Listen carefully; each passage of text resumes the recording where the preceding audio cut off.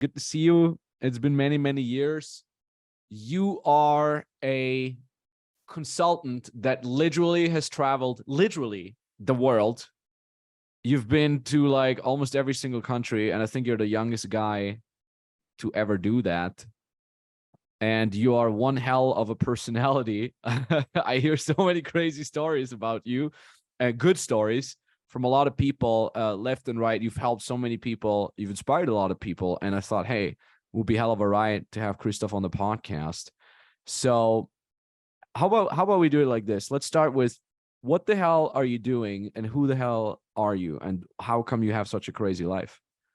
Okay, let's do that. Good. So what are you doing for a living exactly? Well, it's very hard to explain because I have like 30, 40 different income streams. But what I normally say is I help people to become more free and wealthy. Yeah, by using the flag theory. It's a kind of strategy people can use to diversify themselves internationally and to relocate certain aspects of their life to other countries. And that's basically what I'm doing. I traveled almost all the world. I've been to every single UN country around the world. I've been there. I know what's working there and what's not working there. And I can consult the best options for residency, citizenship, bank account, insurance, whatever is the flag. Yeah, basically everything we can outsource into other countries is a so-called flag. Yeah, for example, also, I mean, controversial things where your future wife is living, or where your kids are born. Even that is a flag, and that can give you like a new citizenship, for example. But the most interesting ones are generally your residency, where you pay taxes, and the playground where you like to live. And that's what many people confuse. You don't need to live where you pay taxes. Yeah, you can just do it the other way around. Live in a high-tax country, but pay taxes nowhere because you're not a tax resident. Crazy. Yeah, that's what you do. And you're doing these consulting sessions. I've sent many of my clients to you. You know, every time we have a client making more and more money, and they're like, damn, now I'm making all this money, I'm paying all these taxes. Max, can you help me? And I'm like, I'm not a lawyer, but I know a guy that is very good at consulting people with setting up their life in a way so they can minimize taxes and optimize them. And then I always send them to you, and I always hear very good feedback. And I do also know that you've even consulted people in the middle of the Atlantic Ocean when you were sailing to Brazil or something like that, right? Yeah, that was 2 years ago. We sailed the Atlantic in my catamaran. Yeah. I just love the way you're like, yeah. I sailed the Atlantic in my catamaran. How else would you do that? Have you always been like that? Or was that kind of like something that has developed over time? That definitely developed over time. Yeah, if you see like 15 years ago, when I graduated from school, like I was a typical computer kid, playing games 100 hours a week, and basically having no social life at all. And actually never traveled on my own until I was like 18 or 19. So I definitely wasn't born like this. It developed over time. Basically, it started after school. I spent a year in New Zealand, like a voluntary year. And there, like, my travel passion started. And then over time, during my studies in Germany, it went, it grew and grew. And at some point, even when I was studying, I was almost traveling half of the time. Yeah. Damn, man. How old are you now? I'm 32. Man, so we're almost same age. I'm 33. So that's crazy. And I'm reading it on your Instagram. So you got the UN 197 out of 197, UN plus. You traveled 241 out of 266. And what is TCC? Well, it's like kind of a travel club. It's the oldest travel club existing, an American one, and it like has 330 territories. So, for example, it doesn't only count Spain; it also counts like the Canary Islands, the Balearic Islands, which makes sense for me because islands always have an interesting life of their own. Yeah. Man, and I'm just and here's the crazy thing, like and this is what I love from like a marketing side of thing. You have a way crazier lifestyle than most like influencer chodes out there. You're literally, you don't give a shit how your Instagram looks like. You're just posting the stuff that you like. He got 40,000 followers, but those are 40,000, I'm assuming, very diehard fans. And when I just look at your highlights on Instagram, and by the way, for the listeners, Christoph with a CH and a PH at the end, .today, that's his Instagram. And if I look at your Instagram, at your highlights, it just says Victoria Falls, South Pole, Timbuktu, Antarctica, Galapagos, Pakistan, Brazil, Afghanistan, Burj Al Arab, Palau, Aral Sea, Syria. Oh yeah, don't you have also like a walnut farm in Paraguay or something like that? In Georgia, yes, that's it. How the hell did you get the walnuts? Yeah, I mean, Christoph Today is also my travel blog, so it's a website. You can look up some of my adventures there. Walnuts are actually my biggest investment. Already 6 years, we operate the biggest walnut plantation down in the country of Georgia. So that's kind of an interesting topic we could potentially speak about. Yeah, absolutely. I know nothing about walnuts. How the hell did you get to walnuts? Why is it a good investment, and how can I get in? Well, you could get in a couple of years ago. Now we basically closed it. We want to keep the walnuts for ourselves. Unless you come with a couple of $100,000, then it's still possible. The idea basically is a good friend of mine, or we met him like 10 years ago, went to Georgia for tax reasons. He's like a trader since he's 14, and he didn't want to trade all his life. He also wanted to do something on the ground, something he can touch. So he first said, "Oh, Christoph, let's start a blueberry plantation."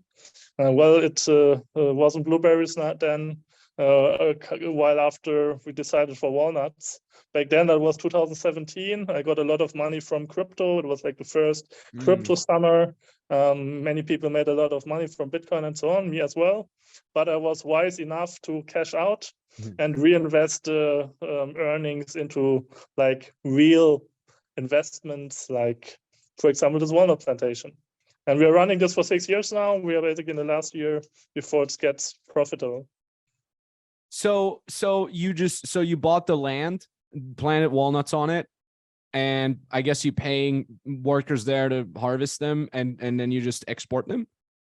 Yes, we export them mostly to Arab countries or Russia or other countries, a lot of locally as well. I mean, basically what we do is the following. It's easier to understand like this. We grow Californian walnuts. And in California, they have a lot of problematic conditions. It's very arid there, almost no water anymore, no power, and so on and so on. And in Georgia, basically, we can do it 5 times cheaper than in California for the same or even superior quality. How did you have that idea? I mean, so you were like, I don't get it. Like, how does one have the idea of like, let's do walnuts?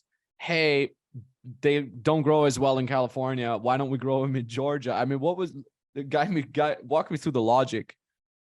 Yeah, I mean, I'm known for these kinds of investments into like real things, into working companies which provide a cash flow. Yeah, I'm not a guy to like just buy gold and put it away in a storage and then hope for the apocalypse, or just to buy stocks and wait for the next crisis. For me, I need something I can touch, which is really providing value. Yeah, and for many people, it sounds crazy. It's a big risk, but for me, it's not a big risk because I know the people behind it. I trust the people behind it, and I can go there every year and see how the trees grow.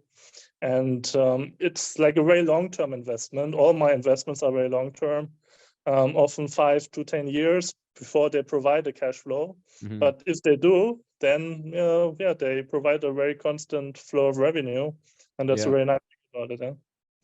Sick. What profit margins are we talking about for a walnut farm? Oh, that can be quite high. I mean, we have to say we are far bigger than we ever expected. Yeah, when we started this project 6 years ago, we didn't even expect how big we are now. Like, for example, just a couple of months ago, we got a 2 million euro loan from a local bank to extend our operations. Yeah, now we basically, it's two more years to be profitable, but the basically revenue will double. So we have high profit margins basically on the thing I invested. I will probably get back more than 50% a year. Damn, freaking walnuts, man. Like I said, man, it's always so crazy to like watch what you're doing, and you're always doing this with such a nonchalant attitude. And it's fascinating, man. So where are you right now? I'm currently in South Tyrol in Italy. Oh, so not even that far away. We're in the Austrian Alps right now. What's your travel plans now? Well, I'm currently here with my girlfriend and her son. So we're doing some family vacations, and I'm going over to the Piedmont area next week. That's basically my favorite area in Europe or in the world, where a lot of wine grows. Yeah, I'm a wine lover. I also have a vineyard in Argentina. Yeah, that's Of the other course. investment. Not in Georgia, but in Argentina. I do my own wine. But in Europe, I Man. like to be in Italy to drink a lot of wine, have my nice steak, and enjoy the area. Yeah.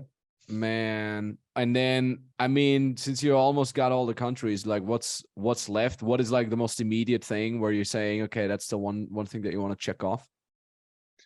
I mean, we have a big cruise coming up in September. We're doing like almost a month cruise from Iceland to Alaska over the Northwest Passage. It's basically just kind of waterway, the biggest way from Atlantic to Pacific, but it's basically full of ice most of the year, so normal ships cannot go through. But we're on like a special icebreaker and try to find some polar bears. Yeah. Wait, who's we? You and your girlfriend, or? Yeah. Damn. What was like?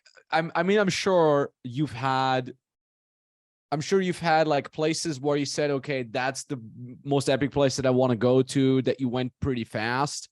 And then I'm sure you've had places where you didn't expect much, but you were kind of like mind blown, like you were positively surprised. I know for me, it was one of the biggest positive surprises was Iceland, because I went there during the pandemic. I mean, I've seen you traveling like crazy during the pandemic as well. You just went to all the cities, all the countries that had like no restrictions, and it kind of was similar to me. And me and my girlfriend, we were also in Finland, and Finland was shutting down, and Iceland was one of the few places that was just kind of open. So you just had to go there and take a COVID test, and then wait 24 hours, like not even 24 hours. I waited for like 10 hours, got the results, then we could move freely. And I didn't expect anything of Iceland. Also, I didn't know anything.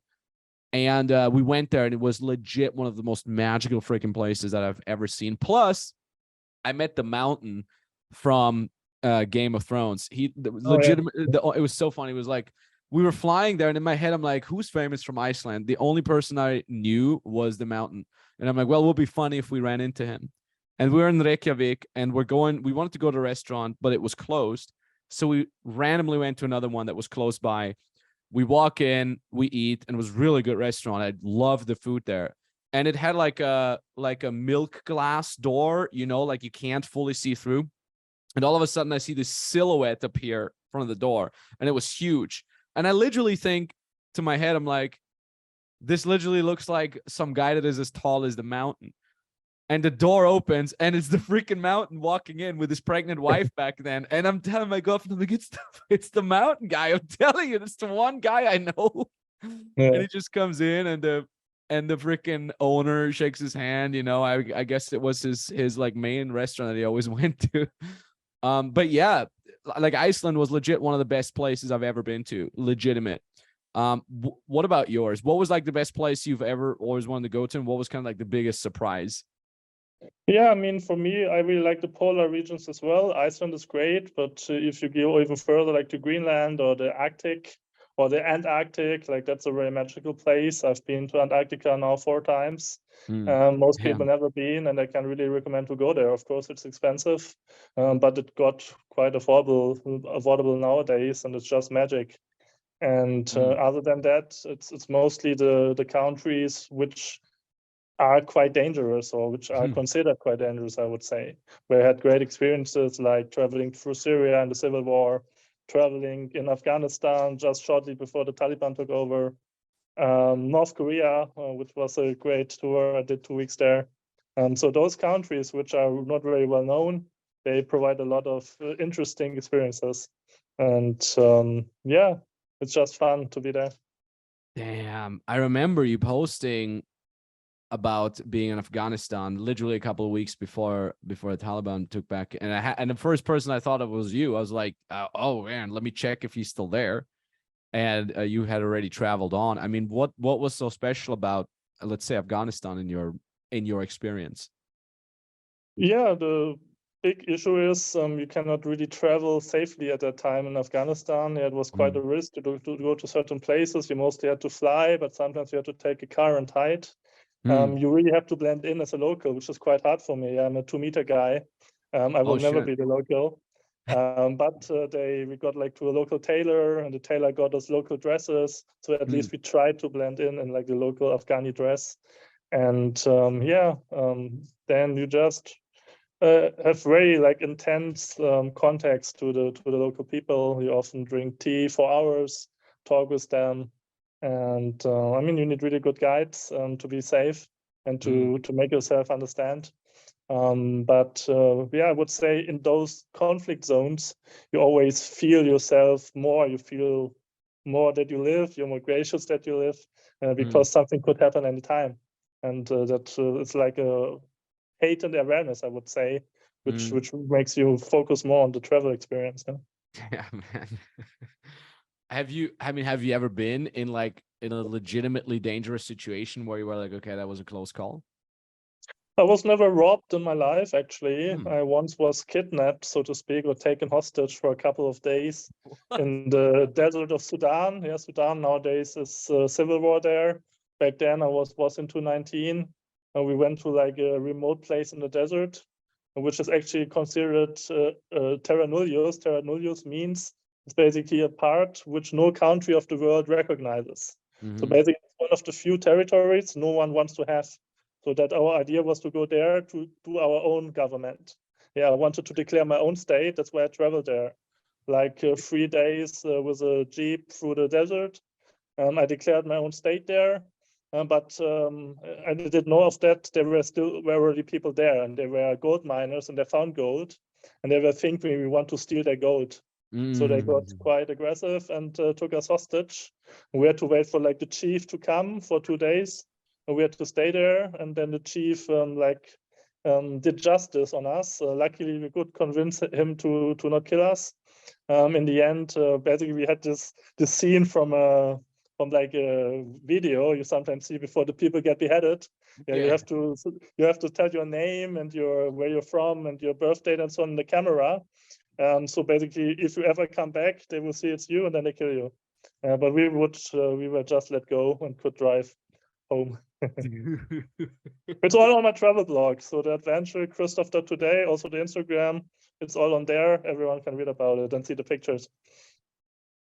Fuck, man. I had no idea. I mean, I just see you traveling through your Instagram, and I'm assuming you must have probably run into, but the way you just told it, like the story is like, yeah, I got taken hostage. Fuck, man. Crazy. So, and that's kind of like, I guess that's probably the interesting part about what you're doing on your Instagram. It's such an organic following, and like, again, for me as a marketer, and I'm teaching my clients how to build brands, how to go viral on Instagram, and so on and so forth. You're kind of breaking all the rules, all of them, but you still have such a solid following. And I know you have a lot of income streams, but for example, the consulting, I'm sure that brand that you've built up really helps with the consulting business as well. So, well, I'd be really curious, have you ever put any thought into like your branding on Instagram, or is it all just whatever, or like what's going on in your mind when you think about that? I mean, you have to understand what you're seeing, what you're following is my private account, and I just use it privately. I just have a passion for making pictures and for making like pictures nicer and posting them. It's all like for my personal pleasure, and if other people like it, of course, it's nice. But I have no idea, basically, I have no intention of doing any marketing with that channel.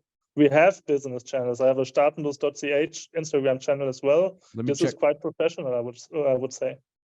Do you let me check that.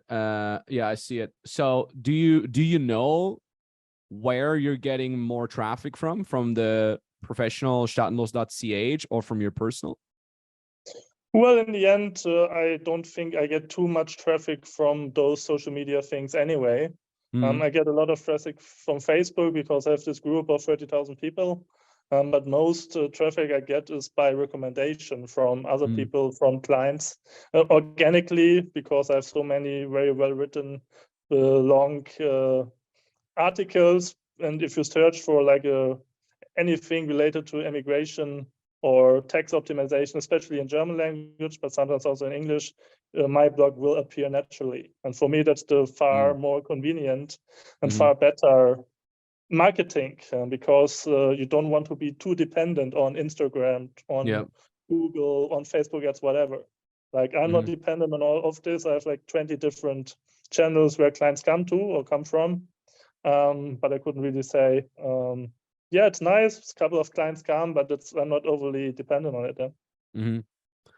Yeah, man, it's very fascinating to see. And of course, yeah, when your stuff comes up on Google, it's of course very, very powerful. Yeah. I mean, do you even think about staying in one place at a time? Is that on your radar sometime in the future, or are you just gonna perpetually travel still?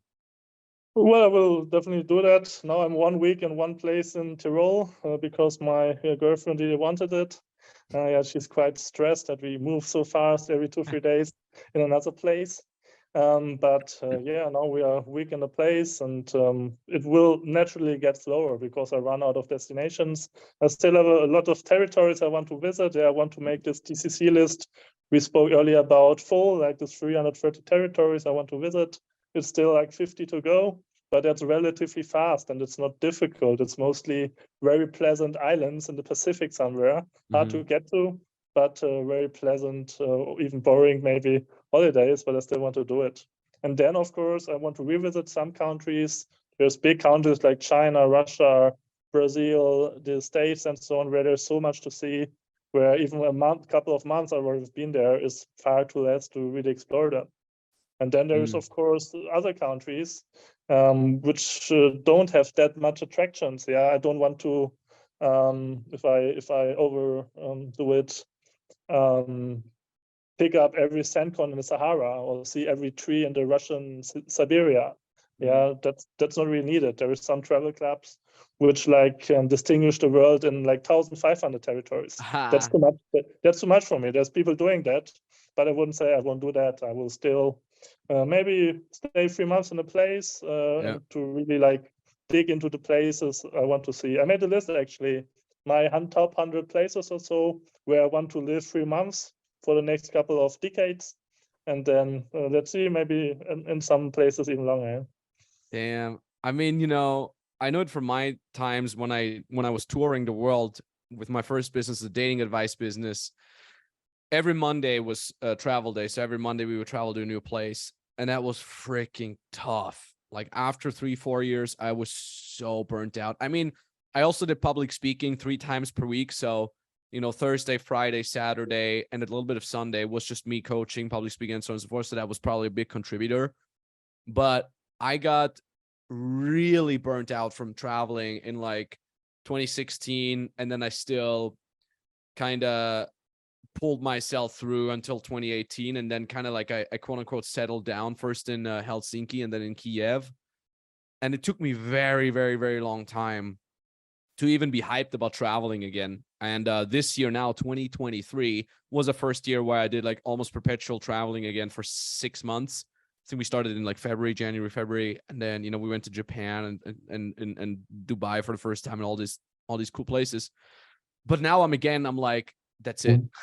Like August, I'm gonna spend at home in Austria. Do you ever feel burnt out from traveling, or is it like full on your thing? I more feel burned out if I stay too long in a place, I really need to say. Yeah, and it's just a thing of routine. Yeah, it's very hard for people to get a routine if you're traveling that long. But I do that for 10 years, and my routine is traveling. And I do my consultings mostly early in the morning, like from 7 to 10. I do 2 consultings. Then I do a little bit work in the evening. I mean, that changed all over time. Yeah, in the beginning, first 5 years, I was basically alone. I didn't have any employees and so on. Now I have a good team. I have like 5 full-time employees, numerous extra freelancers and so on. And now basically I need to do nothing. Yeah, I can easily just hop on my boat and sail around the world 1 week without any internet, no problem at all. That's the nice thing about it. But if I want to, there's always things to do. I can easily work 12 hours a day and always find nice new things to explain about. Yeah, that's the nice thing being an entrepreneur with like a business with so many income streams. Yeah, Yeah. you mentioned consulting.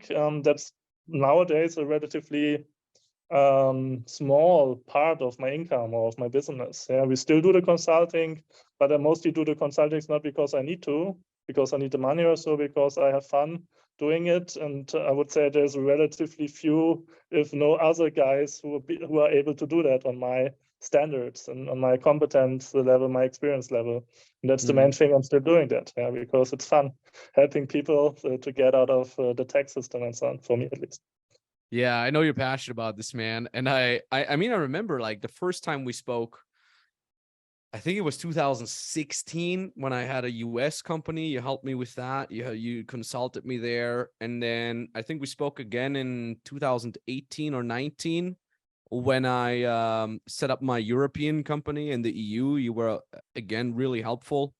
And yeah, I know like you're doing this out of passion. Like you don't believe, I'm not putting, I don't want to put words in your mouth, but you don't believe in the system. You don't believe in taxes and so on and so forth. So, and you're really there with your whole heart and your whole passion. And it's very inspiring to see that. You kind of mentioned routine.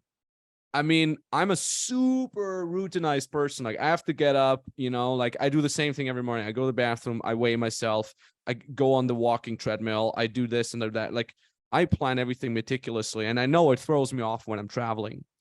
That's why, like, usually when I go somewhere, I try to go there for a month. We were in Japan for a month. So, you know, once the jet lag is gone, I have the same routine there. I hit the gym, I eat, yada, yada, yada. Do you have that at all? Do you have like a morning routine apart from, you know, doing your consultings in the morning and doing work in the evening? Not really, yeah. I mean, I wake up, I need 3 minutes to fresh myself, and then I'm ready to do the consultings, yeah. Nice. I don't need to do any walks or during my coffee. I don't drink any coffee at all. Hmm. So yeah, it changed over time. Back then, when I was studying, I was like really a night owl. I went to bed like at 4 in the morning, sleeping until 12 or even later. But that changed, and I'm still like a late person, so to speak. I have late dinners. I like to stay, bring my wine, Hmm. go to bed like 1 or 2. But for me, it's not a big deal to wake up at 7, 8, and do my things, and then have a free day. Yeah, and that's also the reason why I like to spend time in Latin America or Europe as well, but not so much in Asia, because I don't like the time zones. Yeah, most of my clients are in Hmm. Europe. And if I have to work in Asia, it's basically always in the evenings. And Hmm. I like to do all work in the morning and then only like a couple of emails, whatever, in the evening, whenever I Yeah. have time for it. Yeah. And I don't really like to block my evenings for work. Yeah. Oh, that's interesting. That's freaking interesting. What does your family say? Are you the only one in your family that travels like this, like crazy? That crazy, yes, but Hmm. basically I could convince my brother to do the same. No shit. One of my brothers working full time for me for a couple of years now. That basically developed during the pandemic. He was traveling with me like 6 weeks through Sweden, Mm. Croatia on the boat, and so on.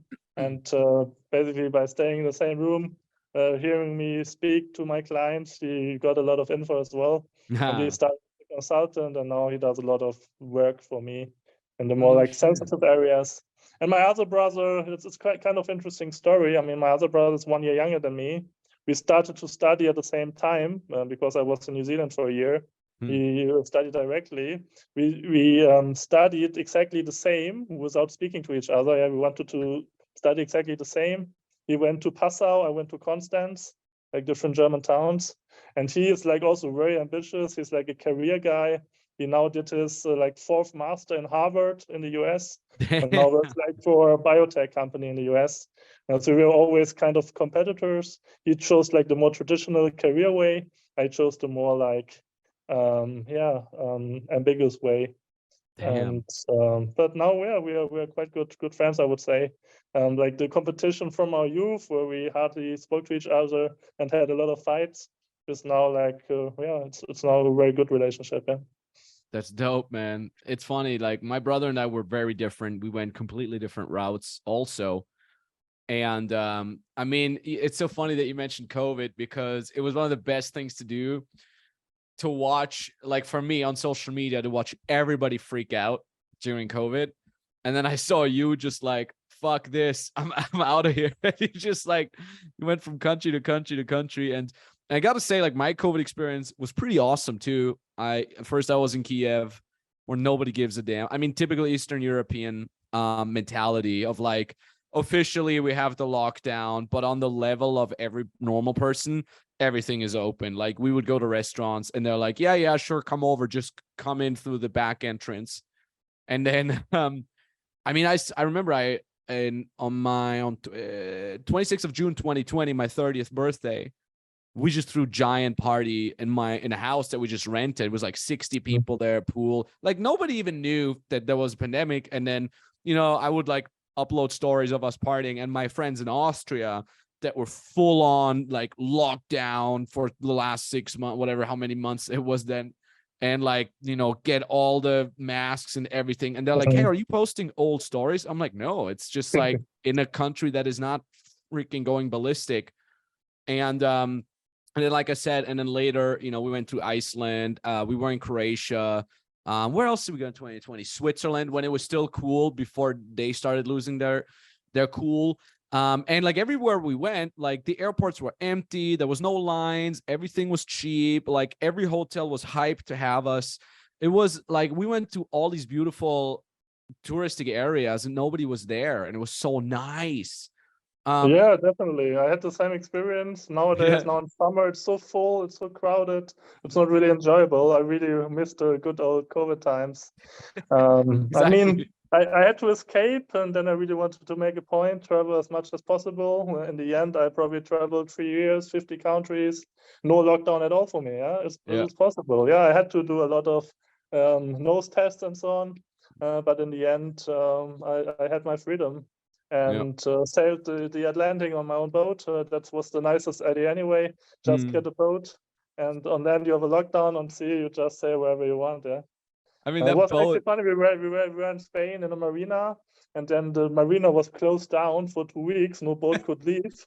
And 5 minutes before midnight, before that like took effect, we just fled Spain and sailed straight to the Canary Islands, which had like less stringent rules. Genius. I mean, yeah, like I said, and that's the thing. Like we experienced actually quite a surge in our business because, you know, we're helping people build their own business online from scratch because people were like, wait a minute, this sucks. Like I can't work. I lost my job, can't leave the country, have no income. And then, you know, like I already think that it got really bad with infringing on everybody's personal rights, but then it could have gotten even crazier, right? And a lot of people are like, I don't know what's going to happen. Like, are we going to have like a vaccine passport and stuff like that? Are we going to get like retina scans to use the freaking public transport and stuff like that? So for a lot of people, it was really a wake up call. Like, hold on a second. The state is not there to protect me. The people are not there to protect me. Like if shit hits the fan, it's everybody fending on their own. Sure, there was people who were holding together, but people were scared. The state was just like infringing on your rights more and more and more. Jobs were just being lost. Like people quit their jobs or lost their jobs out of nowhere. And that was a wake up call for a lot of people. Like we've had so many clients that they were making their first 10K a month after like a couple of months. And they're like, hey, you know, Max, you know how this started? I got fired during COVID. And then I was like, now or never. And now I'm in your program and now I'm crushing it. So that was a huge wake up call for a lot of people. Like, buddy, you're not as safe as you think. You are effed if you're not stepping up and, you know, creating your own rules. And, you know, like you're living this. I think I live it, but you're living it on an even crazier level. So it's fucking important to be autonomous and to have options. Yes, it's very important. Just always have a plan B and not also plan B, also plan C and D. Like when COVID started, I was in Yemen, also like a very poor civil war-torn country. I was evacuated by the last flight, and then I basically had one night in Cairo. Cairo was closing down the airport the next day, and I had to see where I'm going to. And I had a quite adventurous escape. I flew from Cairo to Dubai, last flight. From Dubai to Sao Paulo in Brazil, last flight over the Atlantic. From Dubai to from Sao Paulo to Panama. I was Panama resident. I thought, oh, maybe I go to Panama. Well, luckily I didn't, because Panama had one of the strictest lockdowns, like 6 months straight. You couldn't basically leave your house. So I was lucky to go to Mexico. Mexico didn't even start until 1 month was over.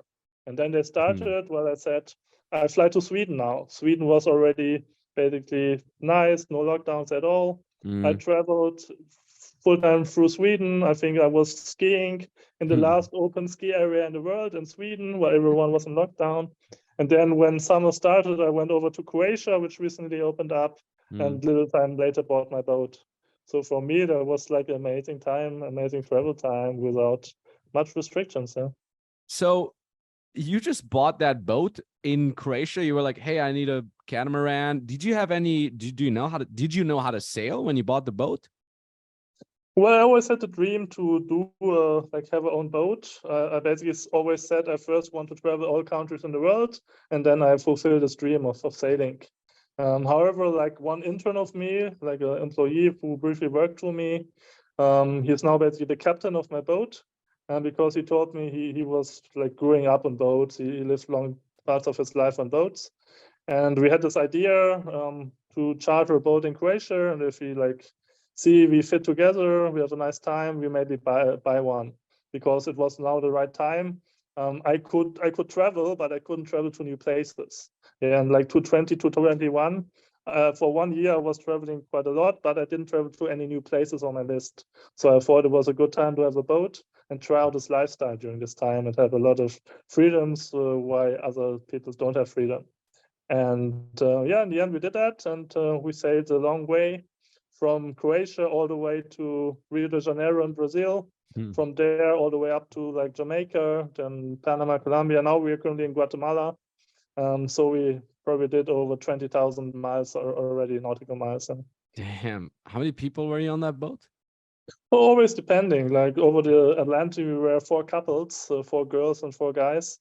Nice. So up to 10 people you can fit on that boat. Yeah.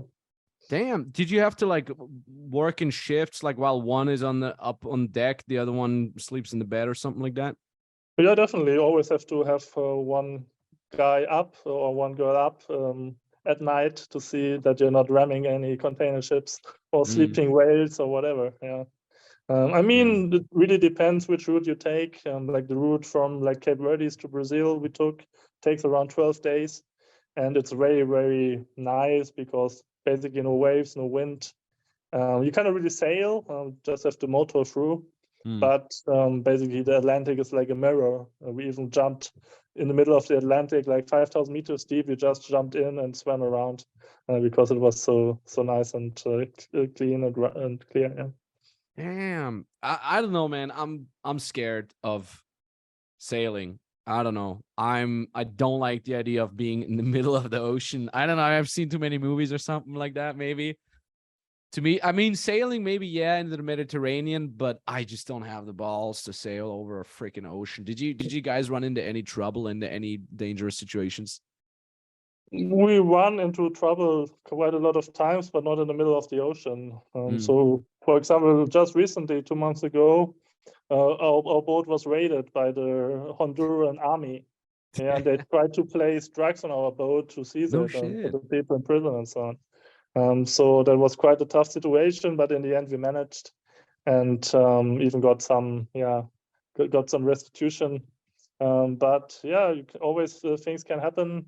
And it's quite a surprise if suddenly like 20 highly armed military men board your boat and like force you to go to the military base.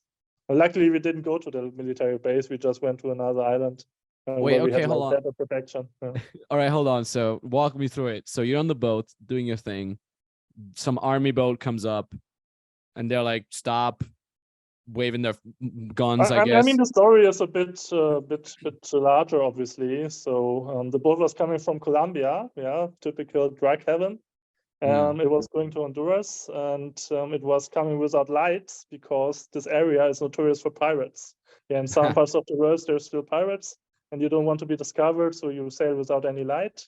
And my captain did the mistake; he didn't register the boat for the authorities.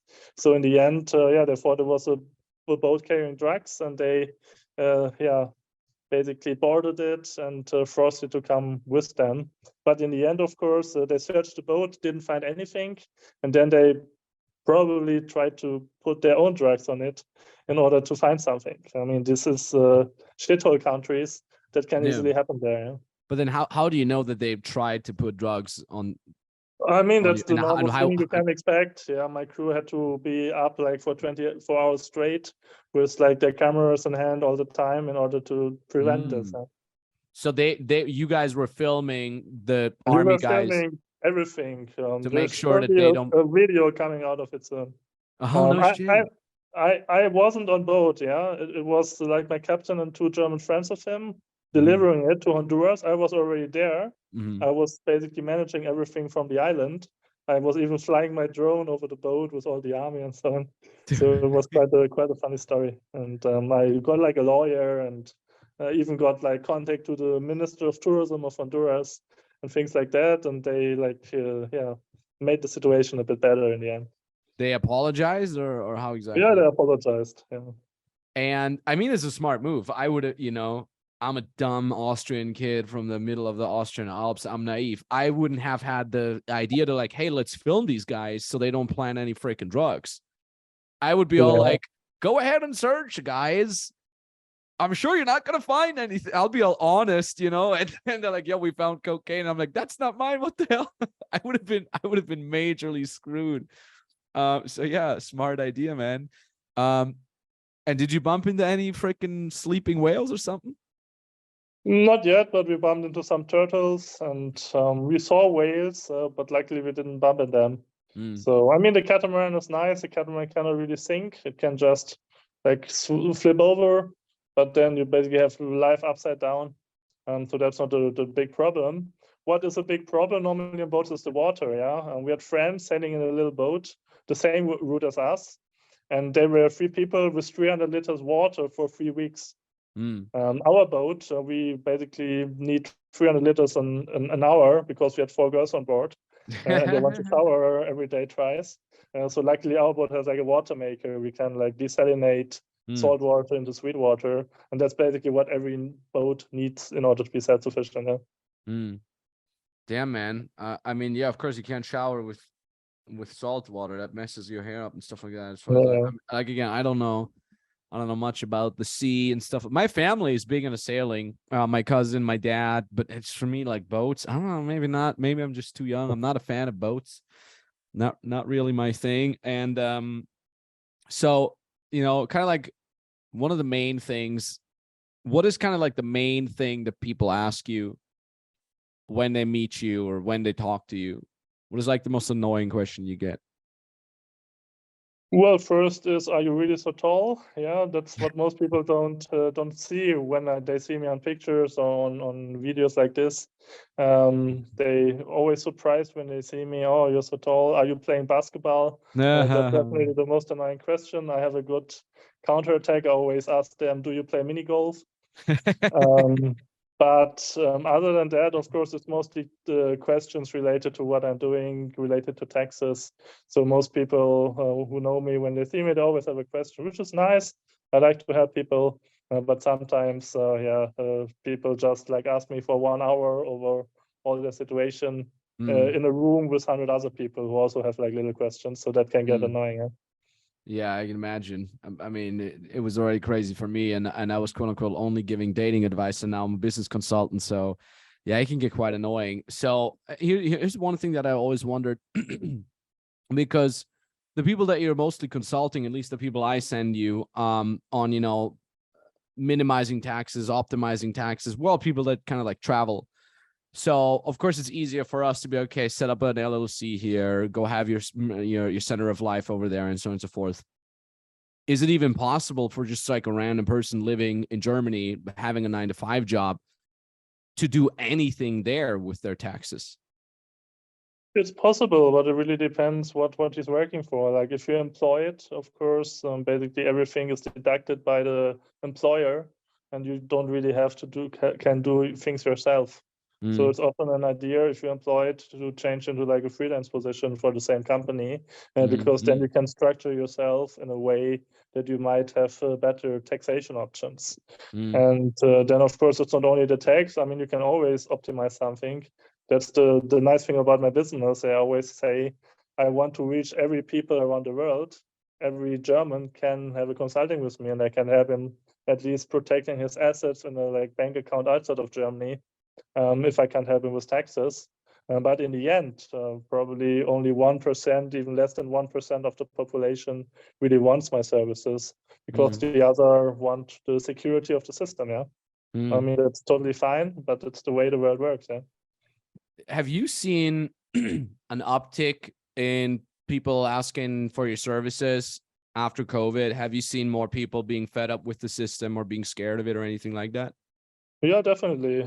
You could really feel that after COVID, even during COVID, but after even more. And I mean, it's not only COVID, it's a lot of other things going wrong in many Western societies, which make people think about their options and make them leave more and more.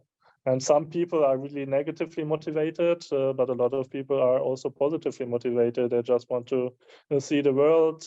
They just see better options in other countries for their business and themselves, and are not that annoyed by the system like others. So I find both positions legitimate, ideally. Yeah, and you can find a solution for everything. Yeah, freaking interesting, man. I So always say basically the newspapers are my best marketing. Yeah, I don't need Instagram and so on. Just open a newspaper, read what's in there, and you have the best reasons to book a consulting with me. Yeah. I mean, didn't you also have I always see you reposting where someone tries to shit talk you on the news or on some articles. And it's funny because you're just like repost, like someone literally like saying like, yeah, Christoph Heuermann guy, he's he's a COVID denier and blah blah blah. And they always like try to like tarnish your reputation, but you always just like repost it and probably get a bunch of people as your clients after that. Yeah, I mean, that was like my approach to media, which some people would say is not wise, but for me, it's very beneficial. I already felt that back then when I was studying. I was studying in Constance. Back then in 2013, I was doing like a university group, like a libertarian university group. And the like local student parliament tried to prohibit us because we were Nazis. Yeah, we were like right-wing extremists, although we just had like events about freedom. And back then I had my first article. The article was something like that. Enemies of the Constitution make an event, something like that. And it was like big in the news. And that, of course, didn't like damage us. At the next event, we had like 30 people more. And I, of course, always have this in mind when it comes now to my business.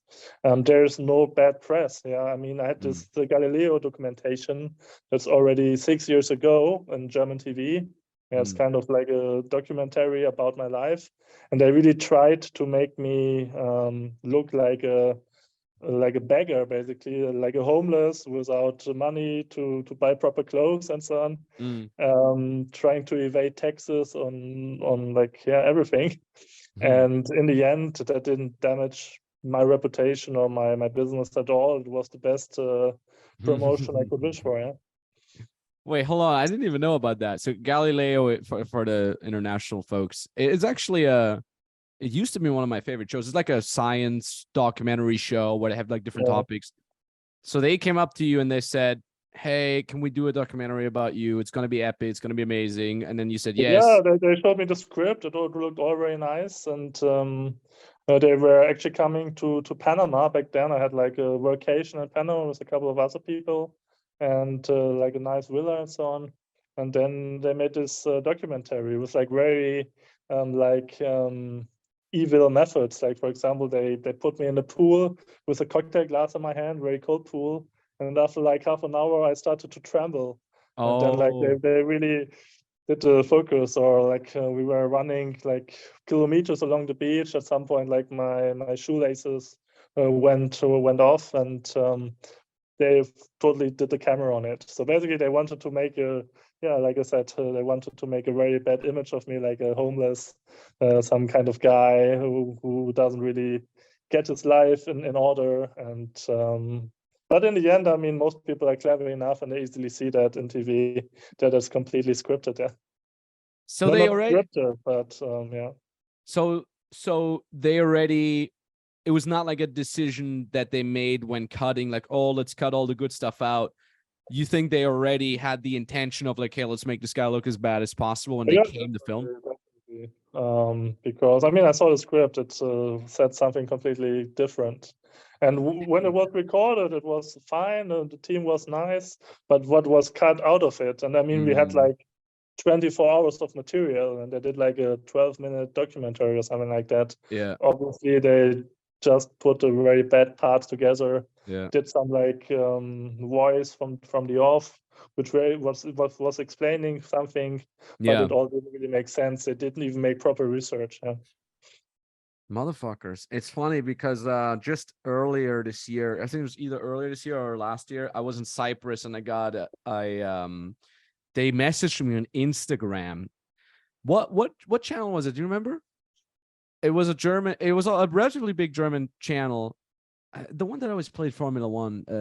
Anyway, some really big German channel, and they're like, hey, we're doing this documentary about people that are influencers and that are online entrepreneurs making money online, la di da. And I've had bad experiences with mainstream media as well. And I'm already like, and then I'm like, oh, and then like, no, let's hop on a call, we'll explain, right? And I'm like, okay, well, call doesn't hurt. And for me, it was also like, even if they make me look bad, it could still be good for the business. So I hopped on. So we made a call. We had a calendar call. Like literally, she invited me via calendar link. The date time comes, nobody calls me. And I'm like, all right, not my problem. We were in Cyprus, we were shooting videos. And then like, I think like a couple hours later, she's like, hey, I'm so sorry, I messed up the thing. And I'm like, yo, like you'd think that someone from a big German TV channel would be able to freaking stick to a calendar. I mean, it was scheduled on her calendar, and I just dissed them. I'm like, you do this with every appointment? Like, I thought you guys are the legit ones, and I'm the weird internet guy here. Like, I was there at the appointment. And then she was like, no, I'm so sorry. Let's still do the call. So hop on a call. And I just asked him, like, hey, listen, like, how many viewers do you guys even get? Your mainstream media, like, I know that it's not going so well for you guys, and I know that I'm getting hundreds of thousands of views on my reels on Instagram. Are you guys even getting more? Like, who's giving whom the exposure here? And she refused to give me her numbers. She said she doesn't know, and I'm like, I'm sure you know, like, it's your freaking show, man. And she's like, no, my editor knows. I'm like, okay, go ask your editor. And she's like, okay, I'll email you. And then, of course, she emails me. She says, I don't know our numbers. They only knew the market share that they have. Like, oh, we have like freaking whatever, 15% viewer share. And I'm like, I don't care about the percent. Tell me how many people are watching this stuff. But yeah, I mean, I honestly think like mainstream media it's so much less relevant than it's been, and it will still become even less relevant. And they're not understanding it. Like mainstream media, like everything about mainstream media that they're doing is wrong. They're doing it in a worse and worse and worse way.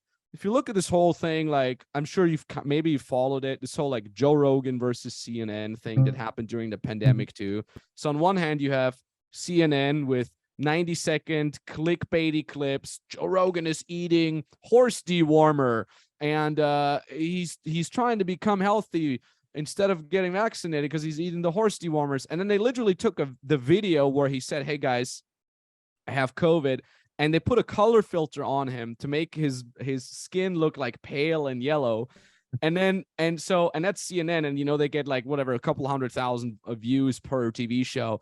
And then Joe Rogan is like on his show where he gets like millions of downloads, and he's like, hey, by the way, guys, this is the actual video, and this is the video that they put on CNN with filters. And by the way, I forgot what is it that he took, the horse dewormers. He's like, that's actually not a horse. Like, this is actually on the website of the WHO.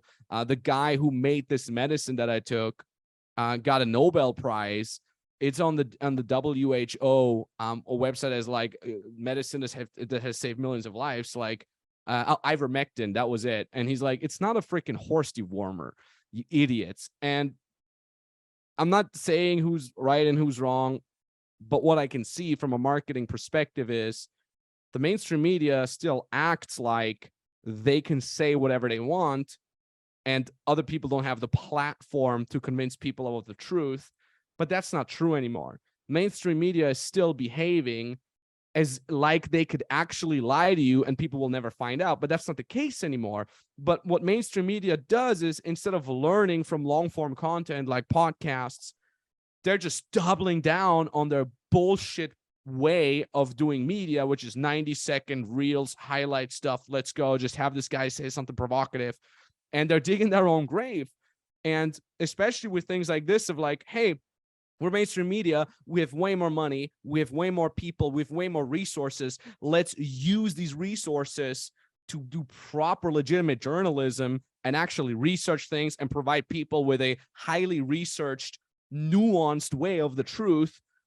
No, they're not interested in that. We're rather just bullshit people until we're caught lying. And when we're caught lying, we double down on that. And then they're complaining when they have to let go of 20% of their staff. They're complaining that they need to have more and more sponsors for their propaganda machine because they otherwise can't afford to survive as a business in and of itself. Well, then at least try to adapt to the new world, to this new fast-paced online media landscape where it is important for you to show a nuanced parts, nuanced angles of each and every issue, where it is important to have long form conversations with experts instead of just 20-second news things. Oh, sponsored by so-and-so. And it's again, like, to go full circle, Christoph, it's like, it's always cool to see guys like you who are completely independent of everything. I mean, it can barely get any more independent than what you are, and you're thriving, you're crushing it both on a personal level as well as on a business level. And that's really freaking inspiring to see, man. Yeah, thank you. I mean, I will continue this journey. Still a lot of goals, business-wise, personal-wise. So let's see where that leads me in the next couple of years. I mean, plans change. Travel is still important for me, but it gets less and less important now. Things like family are popping up in future. Let's see what crazy things I do in that direction. Yeah. What are your plans business-wise? What are your goals? Yeah, so in the end, I always had like this organic approach. I wanted to grow slowly but steadily. Like I don't really, I mean, I could work 12 hours a day and earn much more money, but in the end, I often wait for like nice opportunities to come to me. People like coming to me, making making a collaboration. For example, 2 years ago, a friend of me asked me if I want to do something with insurance for him. Nowadays, we have actually the largest growing insurance provider in all of Europe because we sell so many health insurances internationally and so on. Probably in a couple of years, we have our own insurance for all these products. So that's like epic. this business is branching out in a lot of directions. Yeah, you heard some of my investment projects like the walnut plantation or my vineyard in Argentina. But yeah, I also have like a mine in the Black Forest. I have a lot of, I don't know, black holiday homes in Turkey on Airbnb. I have many other interesting investments. And of course, I use my reach, my audience, to market some of these investments I'm part of. And develop the business in a lot of other directions. And it's not only about taxes and residencies, it really goes much deeper in many, many areas, especially in the like investment and asset protection side of things. For example, just last week I was in Switzerland visiting a client. He invited me to like kind of storage where they do art deals. I didn't even know about that, but basically all rich people around the world store their art in Switzerland. And art is a great investment, basically anonymous. So yeah, you can wash money basically over this London money over art, and it's a great investment. I never thought about like buying a picture from 50 years ago, but it can be such a great investment in these times. So probably now I buy pictures there as well. So that's actually one thing that I'm super curious about. You know, I'm at a level where, you know, I'm 33 now. So far, the most investments that I've done were in myself, in my businesses, in my brand, paid advertising, and so on and so forth. Then I started, I mean, in 2017, I also bought a bunch of crypto before it went up, just before it went up. And I bought like Bitcoin at like 8,000 or something like that, which back then I already thought I'm so late, you know. And then I bought some gold. But I'm at a level where I'm slowly also kind of thinking about, okay, I want to diversify more. I mean, right now it's still the biggest return of investment is still if I invest in my own company. The immediate investment, I made between 4x and 8x on every dollar that I put in. But at the same time, I kind of want to diversify. But one obstacle that I see a lot is like my expertise is clearly business consulting, marketing, branding, and so on and so forth. And if I would start investing into other fields now, I would start from zero. How did you tackle that? How did you get I mean, I guess that you are pretty well versed in all the things that you did invest in. So my question is like, what does your research phase look like? What does your learning phase look like when you're looking at new investments? And how fast do you take that step from, okay, I know enough, from like, I don't know anything, but I guess it's lucrative, to I know enough, let's go throw some money into it? I mean, every day I get 10 requests from people asking me for money, invest this, invest that. And with most people, I don't even speak because I relatively fast see if this is interesting or not. Mm-hmm. So, I mean, what I'm investing is mostly people-based. So it's often people I already know for some time who then maybe do something interesting and ask, or maybe can I participate? And that's how it worked for a long time. Then sometimes it's not the only project, other project comes, and then I say, oh, maybe this like other investment is very good so far. What the people do is great. So of course I also do the new project. Mm-hmm. And in the end, like all my investments are very illiquid. I put the money in and then it's gone, and then I have to wait 5 years, 10 years to get anything out of it. I still do quite a lot of crypto. I'm also like a co-founder of some startups in the crypto area, which is also great.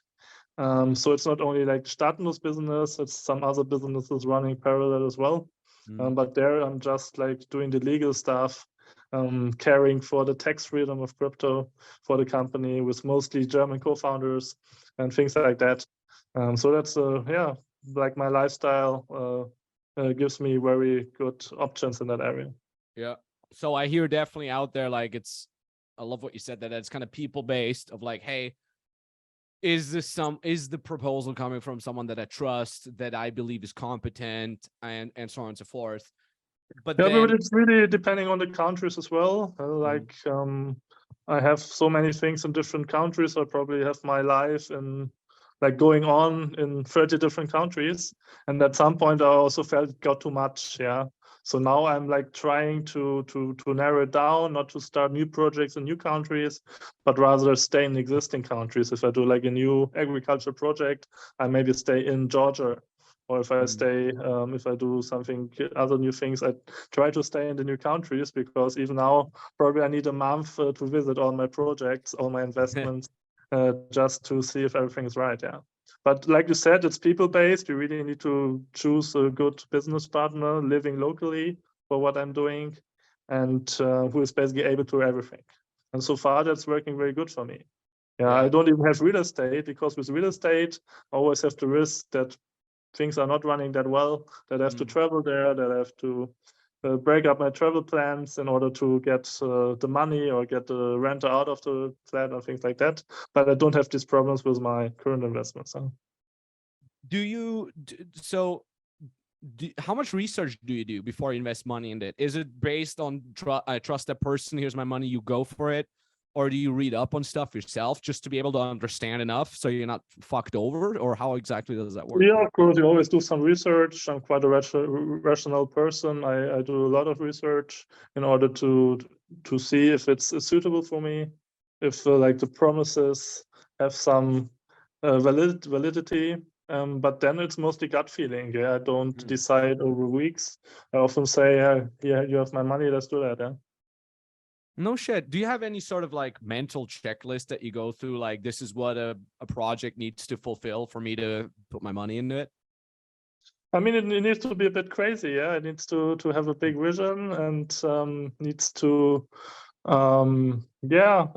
should be something which is not really tried before, I would say. Yeah, it should be like a bigger vision. but it should have like I explained with the walnuts. Yeah, we basically do the same business as people do in other countries, but we can do it 5 times cheaper. Obviously, that's a business case.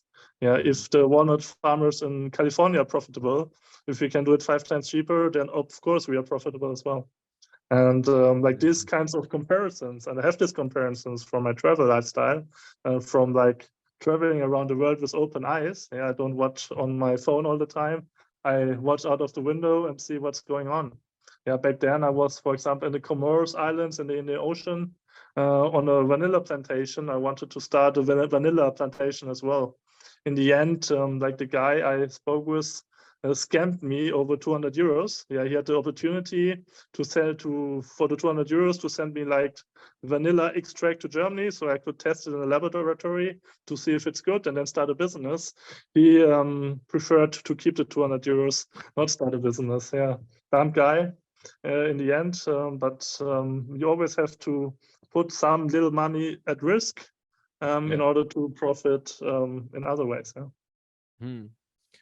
Damn, man. It was so interesting that you said like you're traveling with open eyes, and I'm pretty sure that helps you with, you know, how we say like common sense, you know, like street smartness. How much, because you also studied, and I don't even know what you studied, but how did your studies help you in any way on the things that you're doing right now?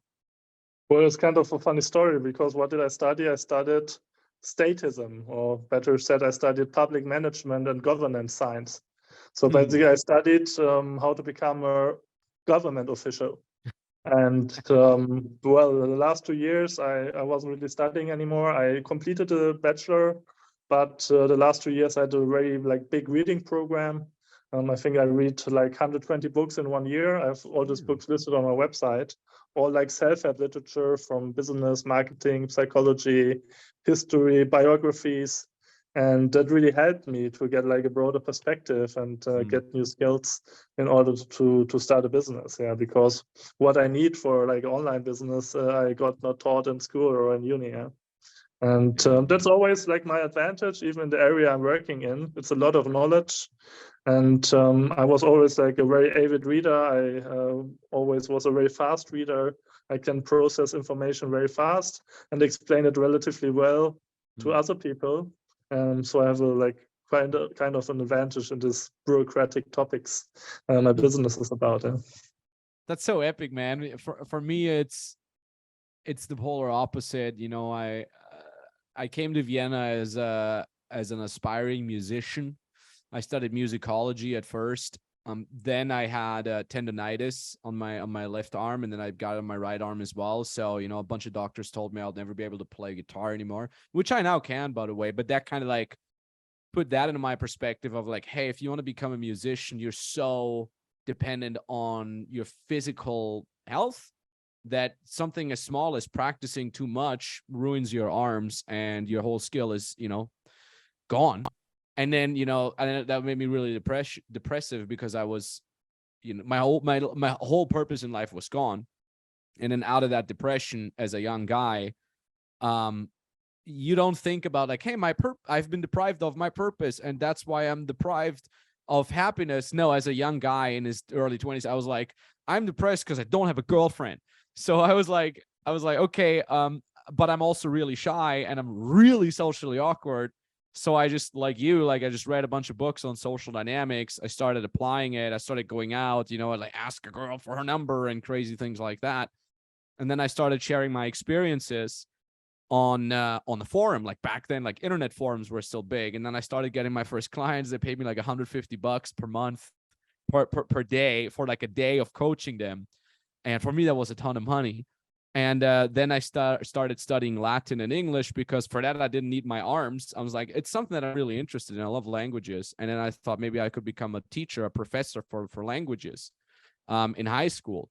So while I studied that was kind of like the conservative thing that I worked on. I was also working on being a coach on the internet and getting clients from the freaking internet. And then I started doing like little seminars, and I'll never forget that it was at the A&O Hotel, the A&O Hotel on the main train station, central station of Vienna. You could rent a you could literally rent a seminar room for like 50 people for like 90 euros for half a day.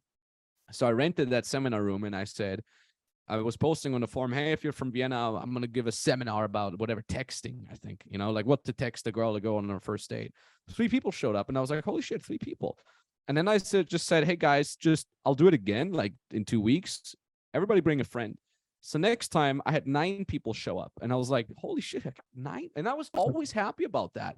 And it's kind of like what you said. It's like, I didn't have a problem with not reaching thousands of people. I wanted to grow organically and just do my best every time. And I was as hyped when I had 3 people there as years later when I had 2,000 people in a freaking hall. I was just as happy. I was like, there's people who want to learn from me. And that was really freaking amazing. So yeah, that's very interesting. I actually had my first seminar in Vienna as well. I think that was in 2016.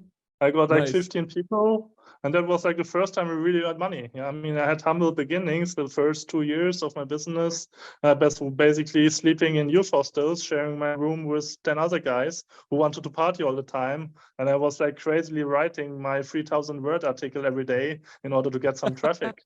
And I did it for quite a long time. I mean, when I started consulting in 2015, I charged like $50. And back then I wasn't even too shy to do like consultings over the phone. I was starting with like written consultings. Like it took me like 4 hours to write everything down, and I charged like $50. Yeah. And over time, of course, that developed. I charged more and more, and had like this mental barriers in my head.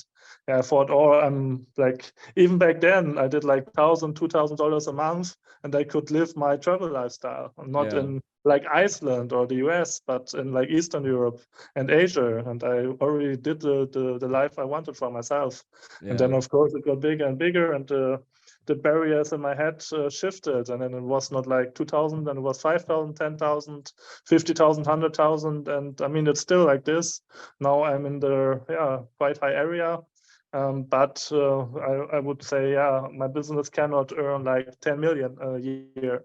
Probably it can. It's just like a mental barrier, and I may overcome it soon. You know, that it's such a beautiful thing, man. And I don't know if you and I have that because we're like German, Austrian households, you know, this like humility of just being humble. But like, I'm so grateful that I've always been happy no matter where on the stage I was. And I hear the same from you of like, I was hyped when I talked to 3 people, and I was hyped when I was on a freaking world tour and I had like people chanting my name. And now I'm just as hyped when I'm not doing the flashy stuff anymore. You know, I work with my clients online. I don't do public speaking anymore. I still do traveling. I make more money than before, but it's less of a cool, flashy lifestyle. I've always been really happy, and I feel the same from you as well, that you're just content with wherever you are. And I hear this deeply rooted trust that you have in yourself, in your capabilities, in your skill set. Or if you don't have the skill set yet, you have this deep trust in your own learning, that whatever you don't understand yet, you just understand it at some point. And that's really freaking cool, man. Yes, I mean, when I started out, of course, I had some worries, but I said basically, back then after studies, I had like $3,000 on my bank account. I bought a one-way ticket to Mexico, and in like 6 months, I traveled Mexico down to Colombia, and I started up my business. Yeah, with very low things in the beginning. I basically said, now I write a book and I sell the book and get rich overnight. Yeah, in the end, my book, I think, had 200 euros generated. And I said, now I make the book for free. People can download it if they give me their email. But that was basically the start of my consulting business, because I saw, people are actually interested. They won't buy it, but they get it like for free, and they read it and say, oh, this guy has some expertise. This is a nice niche. He can consult me. And that's how everything started. Yeah, and then, of course, the more books I wrote, the more authority I got. And after a couple of books, I was kind of the expert in the German area about this. Not like a tax consultant with like a license and so on, but still people are coming to me because I offer things like no tax consultant can offer the people in terms of experience and knowledge. Hell yeah, because you live it. You don't need a fucking certificate. You live what all the people that are your followers or your clients want to live, this pure fucking freedom. is there anything, and I know you gotta go, you have like 15 more minutes, right? Or something like that? Yeah, we're a bit flexible, can be a bit longer, but yeah. Perfect. Okay, that's good. So is there anything that worries you in your life? There's nothing I'm really worrying about, I would say, like in terms of my own, like which is related to myself, because I think I can always find a solution. I can live with some tragedies in my life if they happen. And yeah, I might be down for a couple of days, but I can easily yeah, wake up again and enjoy life. So I mean, I don't really have worries of the future. I see like the future of, I don't know, Germany quite negatively, but my Hmm. own one I see quite gloriously, yeah, because if there's a crisis in like your home country or in other countries, it's mostly opportunity. If you see this crisis long before it happens, and if you adapt and react. So like everything which is related to myself, which I can control, there's nothing I'm really worrying about. Yeah. What do you think, because you mentioned Germany, what do you think is gonna happen to Germany? What do you think is gonna go down the drain? Well, it's like slow decay over the last couple of years already. Basically, it's all ever since I started my business. And back then in 2015, many people said, "Oh, this guy is crazy. Here's so much lifestyle. We are in such a great system and the best Germany of all times." Hmm. And many of those people even nowadays write me and said, "Oh, Christoph, you were so right in the beginning. I should have heard on you. I should have sold my real estate, because now the people cannot sell their houses anymore, Hmm. or only with very, very high discounts, Hmm. much less than what they bought."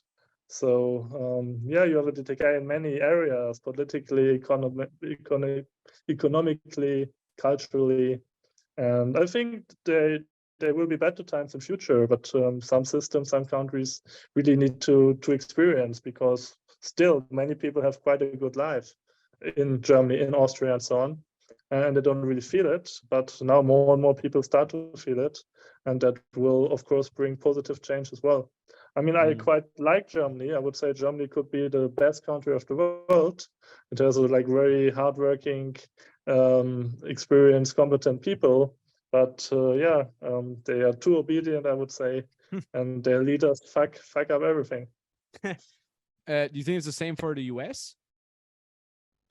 Yeah, I mean the US is a bit different. It's another system. It's a bit more decentralized, so it has more variety. It has like much more like risk taking. They have a completely other approach to entrepreneurial stuff than like Europe. So the US will always adapt, and yeah, go forward. So I don't think the US has this problem. It has other problems also, like politically, Hmm. but I would say people in the US, or at least in some states of the US, it's much easier to adapt to like changing geopolitics and changing developments in the world. Yeah. Hmm.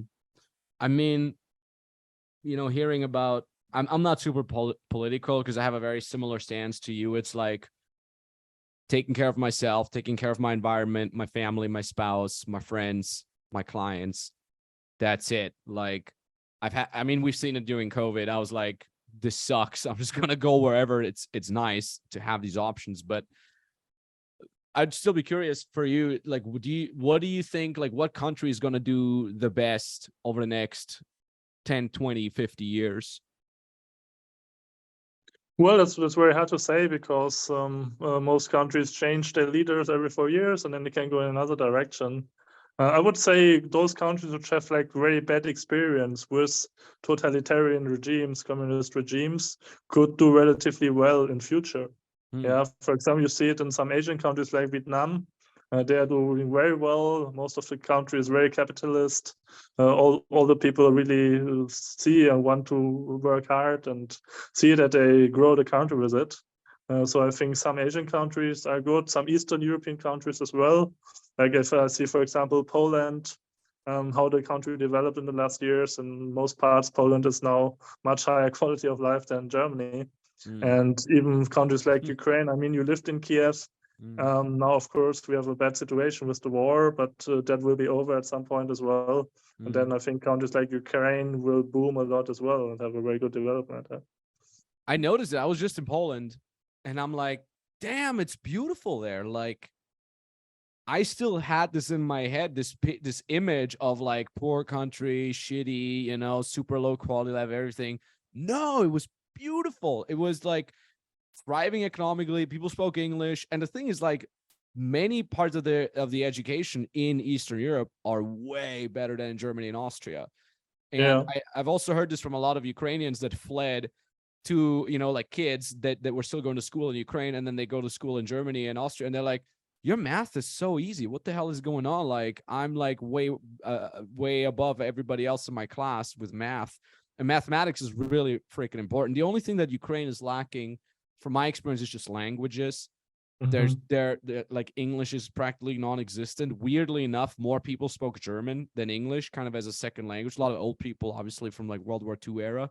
Um, but I honestly also think, I just talked about this earlier with some people from my team, like, when the war is over, depending on how it's going to end in Ukraine, but I'm assuming there's either going to be a total collapse of Russia sooner or later, or Putin is just gonna, you know, pull the handbrake, the emergency brake, and basically say, okay, we're gonna keep whatever the land that we've invaded so far that we can keep. We're gonna keep that, and then there's gonna be some sort of handshake concession kind of thing where Ukraine gives up a little bit of their land and Russia takes a small win, and then, you know, maybe Putin will like blame a lot, pull the blaming game on some of his generals and so on and so forth, and then basically say, yeah, all I wanted to have was these areas anyways. But what's going to happen then is, I think, very quickly, Ukraine is going to join the EU. Ukraine is going to be massively westernized and opening up to the West. And that means a lot of the workforce in Ukraine that is still in Ukraine right now will be able to flood into Europe. And we already know that when the first flood of refugees came from Ukraine, a lot of people wanted to have a lot of the higher educated people, engineers, programmers, people in IT, and so on and so forth, because those guys are highly educated. They have really good work ethic, and they're much cheaper. They're used to much lower pay. But at the same time, still, a lot of these people are still there because males are not allowed to leave the country.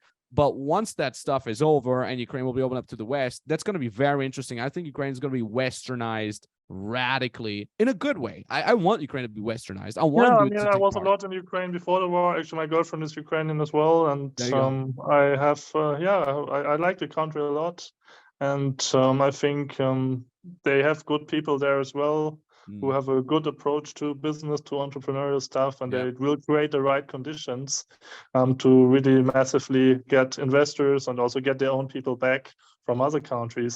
Even now, I know a lot of people, even they don't like Germany. They even see in like war-torn Ukraine, the life in Kiev is better than like in Berlin or in Hamburg. And even if they have to live with bombs every night, they rather go back to Kiev Mm. because they have a better quality of life there. It's crazy. I was in Berlin in May, um, and I was also surprised. I took one wrong turn and I got in some sort of ghetto area that was literally drug addicts on the street taking drugs, just lying on the street. I was like, this is Germany? What the hell? I don't know what area that was, but I was massively surprised. Like, yo, that's the capital of Germany. What's going on? And I hear it more and more also about Vienna getting worse. I haven't seen anything bad in Vienna yet, and I'm very open-minded. I don't mind if there's different cultures there. What's really bothering me if I see a lot of crime, like if you feel that whatever the low vibration energy, and I see a lot of that in LA. I used to live in LA from 2013 ish to 15, and LA was already bad back then, and apparently now it's way, way, way worse. I'm not sure. Have you ever been to LA? I've been to LA. I mean, I'm not a big friend of these big cities either, Mm, and I would probably say most people have a very like bad, poor understanding of the risks involved in certain countries. They think if they go to like Afghanistan or North Korea or even countries like Brazil, it's so risky. There's so much murder.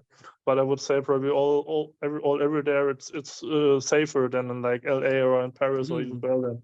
Yeah, because there is crime in many of these cities, but it's very restricted. While in Europe, it's very hard to calculate, or in LA, it's very hard to calculate where the crime happens. It can happen everywhere.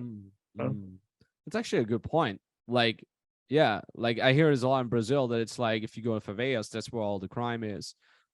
I never thought about it, but in Europe, it could just happen anywhere, man. You're freaking right. That's always what I'm saying. Yeah, in Germany, I know generally nothing will happen, but things can happen anywhere at any time. So I can never be really safe. In Latin America, I was never robbed in Latin America, living there or traveling there for a couple of years combined. If you go to that place, even in broad daylight, you will be robbed. Just don't go there. Go to another part, even drunk at night, you won't be robbed. There it's just clear that nothing will happen, more or less. And you always have like this sense of like heightened awareness, like what I already mentioned. In like Germany, in your home country, you don't really have that, and things can happen anytime.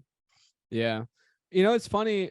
I have a lot of friends that were in South America. They loved it. And now what I kind of feel like is a lot of people are in Thailand right now. A lot of my online marketing friends and so on, they just moved to Thailand. They're like, yo, Bangkok is amazing. I value Thailand Europe. is a great country. It's a very nice tax haven many people don't know about. You can live completely tax-free in Thailand. And many of my clients are doing that as well. So yes, Thailand is interesting for me. I'm not a big Asian lover. I already mentioned the time zones. It's also about the food. I'm not like a big Thai food guy. I prefer it more down in Brazil or Argentina. Have my nice steak, have my red wine, enjoy the atmosphere there, the culture. That's more my thing. But of course, many people enjoy it more in Asia, and Thailand is a great destination for that. Definitely. Yeah. I might give it a visit. What I'd be super hyped about, what I've always wanted and will do maybe next year, is live in Hawaii. I've visited Hawaii a couple times, Big Island, Oahu, and Kauai. I think I was there 3 or 4 times. I loved it there. I don't know. It's a magical place. It's like Iceland, as magical as Iceland, but warmer, like more tropical climate. So maybe we'll go to like Hawaii, stay there for 3 months, and then hop from there to Thailand or something like that. Because I'm very European. I love the European places. I'm not big onto this like tropical island stuff, but I think I'm just getting ready to do it. Yeah, I can really understand you with that. Can feel you with that. Hawaii was like when I started making a bit more money, was one of my first destinations. I stayed in the islands for 1 month, so like 1 week each in the 4 bigger islands, and that's still a good time. I remember very vividly. And then actually this year I'm coming back in end of October. I'm probably be in Hawaii again. No shit. What island you gonna be? I'm actually doing some Pacific islands probably, but it's not clear yet. Maybe visit Oahu, Kauai. I really like Big Island. I have very good memories there, like snorkeling with hundreds of manta rays at night, things like that. So I still have that in my mind. So I want to do it again. It's a magical place. It's such the vibes. I don't know, like the energy or whatever, if you want to call it, is so good there. And the people are so friendly too. I really, really love it. One thing that always kind of bothers me when you go to poor countries and you stay in a nice resort, it's like you're staying there in the 5-star resort and the person who whatever cleans your bed sheets lives in some little hut. And I always found that juxtaposition weird. It almost made me feel bad. But in Hawaii, it's different because it's still the US. So it's not like people live in poverty and serve you. It's just like you're there and people are legitimately aloha. Like they're not saying it because you're a dumb tourist. They're living it. And that makes me very hyped. And I remember when we stayed in Big Island, we rented an Airbnb. That was back then when Airbnb was new. You could rent a huge house for like $200 a night. And we rented it off these like 2 hippies that were like, yeah, we're from San Diego. We moved here 15 years ago. We built our own farm. We're self-sustained. And then we built this house and now we're renting it. And it was so freaking amazing. Like, that's what I love about this place, Yeah, I was recently invited for like a German touristic award to the jury.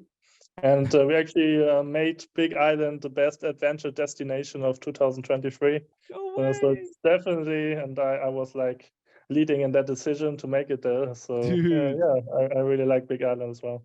That's also where the Keck Observatory is, I think. Is that on Big Island? The big ass observatory? Yeah, the Star Observatory, that's on Big Island on the volcano. Yeah. Yes, exactly. Hell yeah. I mean, I gotta go there. I'm just gonna pull the trigger. It's probably, you maybe feel that it's like when you have something in your head for a very long time. I want to go, and then you're like, you know what? I'll just pull the freaking trigger. Probably that's what you did with the boat too. You know, like I'm just pulling Yeah, the I mean trigger. that sometimes happens for me as well. When I have nothing to do, basically I just search flights, I search hotels, I already plan the routes I take, and then often it happens that I don't plan, I just book, I just pay, and then often I have like 20 flights in one evening I book. I just like really get addicted into the travel game again, and yeah, then I have to do it because I already booked it. You that's actually, wait, okay, and we're gonna wrap things up soon. I don't want to waste much more of your time, but do you don't have someone to book the travel for you? Don't have an assistant No, or I do something? everything with myself. I have assistants for many other things, but this is for me what I like, what I love, and I do everything myself related to travel. Also, Mm. because I would say I'm quite knowledgeable and I can do it far cheaper and better than if I would outsource it. Probably even explaining it to other people would take more time than just doing it myself. Yeah, it's Yeah. very, very straightforward for me planning my travels. Okay, that's interesting. For me, it's the opposite. I'm like, don't bother me. Find me a good flight. Make it first class. Like it's not. I like the traveling, but I don't like the booking part of it. Didn't you also you used to have this event, this Heureka event in Vienna every year or something like that? You still do that? I still do that, yeah. I'm actually doing it this year in Georgia on my walnut plantation. So Yo. if you want to come, of course, you're invited. It's happening in 2 weeks from now. And we do it in Georgia, Yo. 4 days, big conference in Tbilisi, and yeah, party on my walnut plantation. Oh, That dude. will happen this year. I did it 4 times in Vienna. Then I did it 2 times in Germany. Actually, last year I wanted to do it in Ukraine, in Lviv, in Ukraine, because I have some connections to the city as well. Due to Yeah. the situation, we had relocated. I did it in my hometown in Germany, in Herford. Also, great event. And now we really go to another country. Luckily, Georgia wasn't invaded yet by Russia. So I think the event will take place. Yo, I might actually show up. What are the dates? I'm gonna slap it in my calendar. That's actually 30th of August to 3rd of September. Yo, I might actually come, dude. I'm writing it down right now. I'll send you That's an amazing. invitation, and if you come, it would be a pleasure. That would be amazing, dude. I might actually take you up on that. Hey, last thing that I wanted to ask you is, and it's kind of like for the listeners or the watchers of this podcast, you have lived a life that, like, you lived a life worth 30 other lives. Like, you've seen more than anybody else. You've experienced a lot more, and you also made a ton of money while doing that. What's the biggest lesson? What is the one thing where you say, like, hey, that's one thing that really opened my eyes? Yeah, I would say it's always good to explore yourself, your own feelings, to really understand yourself. Yeah, most people just live with themselves; they don't really understand themselves, and that makes it much easier to make the right decisions in your life. And for me, it was a process, of course. I'm still working on that in several areas as well. But I would say I did a lot of good decisions and could combine all these cool aspects in my life. And I will do so in future. And I think most people are just too involved in their daily affairs and in their whatever mass media and so on gives them, and they should just make a nice holiday, walk lonely at the beach, relax in a hot pool, and think about themselves and their life. And I think too little people actually do that, and I would say that would really change a lot. Yeah. Man, it's actually cool that you said that. Find yourself, chill in a pool, take a walk. Epic, man. Where can people find you? What is, like, the one thing where people should look you up? They say, hey, this sounds amazing. Hey, Christoph, can you help me? website, I mean, they can Instagram? just Google my name and they find all the good and bad mass media articles about me, but also my blog. And I mean, that's generally what I would recommend. Just go on my blog. Yeah, we have the German version, which is more known, staatenlos.ch. But you also have the English version, denationalize.me it's called. And there we have everything available in English as well. We are also in other languages. Yeah, many people don't know that, but we are kind of the leading provider in the Spanish and Portuguese Brazilian market as well. I have actually the business in 7 different languages with like local partners. I've franchised it out, so that's kind of a good source of revenue for me as well. Just yeah, you find all the contact data there and contact me per email, Telegram, WhatsApp, Instagram, LinkedIn, whatever. I'm basically Awesome. everywhere. Not also what countries, but also social media and so on. We're gonna slap all the links down in the description below. Christoph, you're a freaking legend, man. Can't wait to see you down in Georgia. Let's make it happen. And thanks for your time, dude. Yeah, thank you for the nice interview and looking forward to talk to you again in a couple of years. Hell yeah, man. Let's make it happen. All the best, man. Dude, let's stay in touch, man. Let's stay in touch, yes.